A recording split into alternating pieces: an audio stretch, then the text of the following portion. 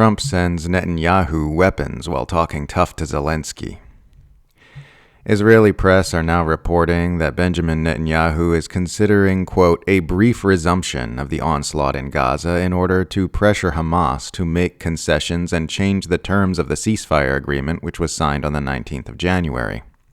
The Times of Israel reports, quote, Prime Minister Benjamin Netanyahu is considering a brief resumption of fighting against Hamas to pressure the terror group into making further concessions, according to an Israeli television report aired Saturday as he held high-level deliberations on the stalled negotiations to advance to the second stage of the hostage ceasefire agreement in Gaza.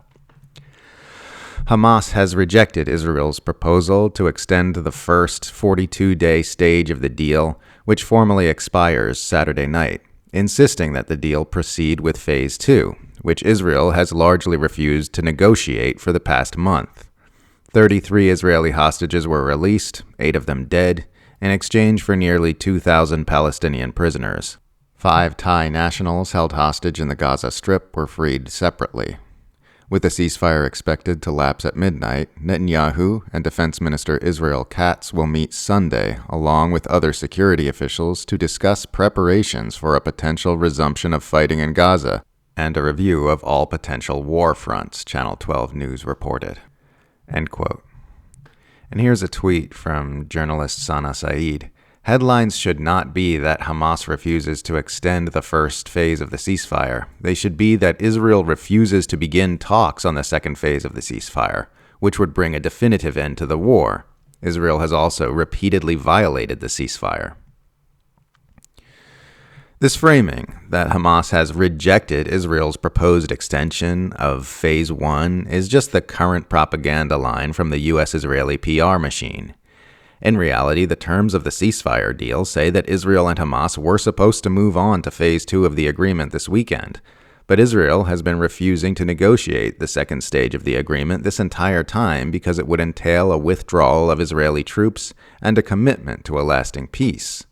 This idea that the first phase of the ceasefire should be extended instead of continuing on to the second phase is a brand new proposition the U.S. and Israel just started pushing a few days ago.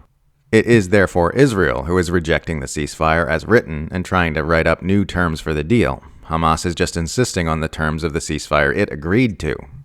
But today we're being hammered with this message that Hamas is rejecting peace. A tweet by Axios' Israeli intelligence operative Barak Ravid reads as follows, quote, Israeli Prime Minister's office says Israel agreed to a U.S. proposal for extending the Gaza ceasefire in return for release of hostages, but claims Hamas refuses, end quote. So that's the official message we're being fed by the consent manufacturing machine as the Trump administration sends even more weapons to Israel. The White House has just used its emergency powers to bypass congressional oversight for a $3 billion weapons transfer to the Netanyahu regime, right after posturing as a stern, tough guy who cares about making peace in his controversial dust-up with Ukrainian President Volodymyr Zelensky. As listeners have no doubt already heard, the entire Western political media class has been in an uproar since Trump and Vice President JD Vance made international headlines by publicly raking Zelensky over the coals for his role in obstructing peace in Russia, even accusing him of gambling with World War III. Democrats are rending their garments over the public humiliation of Saint Zelensky and crying about the bullying behavior of Trump and Vance, while Republicans are applauding the whole ordeal as a sign that Trump is a strong and heroic peacemaker who doesn't take any guff from Washington's warmongering proxies. But the most immediate and glaring point about Zelensky's public castigation is that this same administration doesn't appear to be taking that same energy to Benjamin Netanyahu as he prepares to resume a genocide. And of course it doesn't.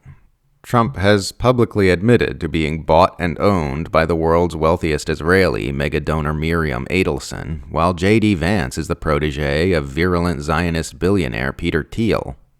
What we witnessed yesterday was Trump speaking to Zelensky in public the way Adelson probably speaks to Trump in private. We can certainly never expect to hear him speak that way to Netanyahu. It is good that things are moving toward peace in Ukraine, but this war was never intended to be permanent.